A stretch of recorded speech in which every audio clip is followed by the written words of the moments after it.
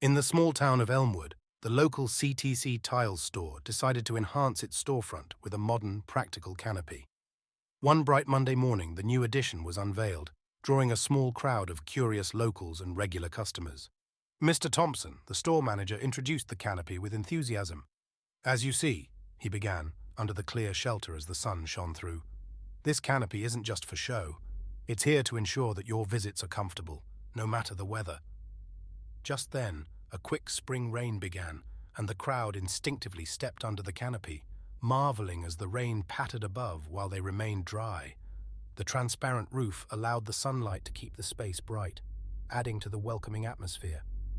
Mrs. Adams, one of the store's regulars, smiled and said, "It's like being outdoors without the inconvenience of the weather." The canopy quickly became more than just a structural addition. It became a new meeting point in town, where people gathered, shared ideas, and enjoyed the simple pleasure of staying dry under a beautifully designed shelter.